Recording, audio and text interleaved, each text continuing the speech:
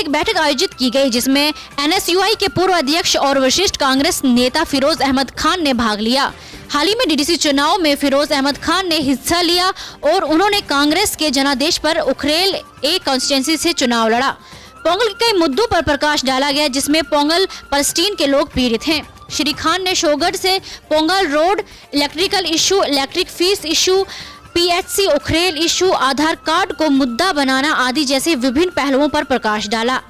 एक बैठक में फिरोज खान ने कहा कि मैं अपने मुद्दों के लिए लड़ूंगा और मैं आपके सभी मुद्दों समस्याओं को हल करने तक अपना संघर्ष जारी रखूंगा। फिरोज खान ने यह भी कहा कि मुझे आपके योगदान की आवश्यकता है और उन सभी समस्याओं को हल करने के लिए एकता के साथ लड़ने की जरूरत है। जैसे देखिए अंजन ठाकुर के साथ रामबन से मोहम्मद अनीस शेख की एक खास रिपोर्ट। लेकिन क्या लोगों ने हमें इस तरीके से बेतहाशा मोहब्बत की और इतने वोट दिए, उनका कर्ज अदा कर रहे हैं, उनके कुछ इश्यूज हैं उसको सुन रहे हैं और जो हमसे हो सकेगा उसको इंशाअल्लाह ताला आगे हायर अथॉरिटीज तक पहुँचाएंगे और वो माने तो बेहतर, ना माने तो मनवाएंगे जबरदस्त। सर एक बात है, यहाँ के लोगों की ये जेन्युइन डिमांड है कि ये यहाँ जो लीडर है चाहे वो जीता हुआ या हारा हुआ, जो इलेक्शन खत्म होते हैं तो वो यहाँ से रुख करते हैं रामबन जम्मू का। ये इसके बारे में क्या कहेंगे सर आप?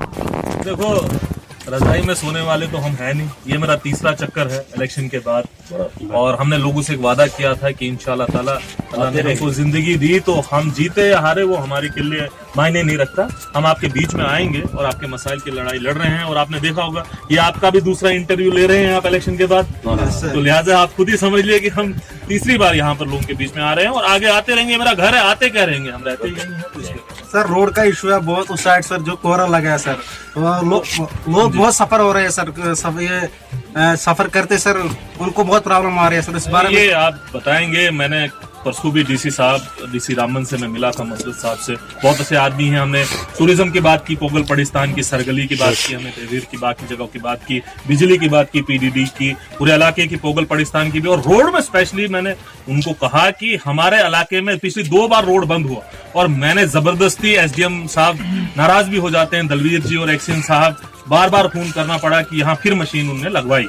फिर उसके बाद रही बात, अब मैं चाहता हूं कि यहाँ हमारे इलाके में एक परमानेंट स्नो क्लियरेंस की मशीन रखी जाए, जो डीसी साहब के सामने मैंने परसों प्रपोजल भी रखा और इंशाल्लाह आने वाले वक्त में इसको मैं और लड़ाई लड़ूंगा और एक परमानेंट सी यहाँ पर मशीन रखी जाए। आप खुद देखेंगे नीचे में मुंडखाल से लेकर यहाँ तक पैदल आया, मेरी भी गाड़ी नहीं चढ़ी तो शाल गड्डी के ऊपर, तो ये तो है। मगर आप समझ लीजिए कि इसका जो तब का अलाइनमेंट हुआ है, जो सर्वे हुआ था रोड बने, वही गलत है क्योंकि नेचुरल क्लाइमेट ही है, आप क्या करोगे। मगर रही एडमिनिस्ट्रेशन की बात, तो मैं फिर एक बार एसडीएम रामसू से और डीसी रामन से गुजारिश करता हूं कि यहाँ पर देखिए, अगर नमक से नहीं, आज आरएनबी वाले काम पे लगे थे, हमने कल फिर गुजारिश की थी, अगर नमक से नहीं होता तो खाद छिड़वाइए उसमें, वहां पर कुछ ऐसा करिए ताकि लोग यहाँ पर, क्योंकि बीमार है, बुजुर्ग हैं, बच्चे हैं, यहाँ पर 5-6, 8-8 किलोमीटर चल के जाना पड़ता है।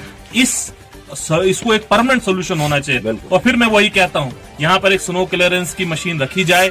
वो आप आजकल इतने डेवलप्ड हैं, कश्मीर में भी बर्फ उठाने वाली मशीन है, परमानेंट यहीं पर रखी जाए। वो सेनाभत्ती रोड के लिए भी, पोगर रोड के लिए भी, जो ही बर्फ गिठी वो रोड उठा देगी, बात ही खत्म। तो ये solution once for all settle होगा, मगर इसको हम आगे भी और लेके जाएंगे।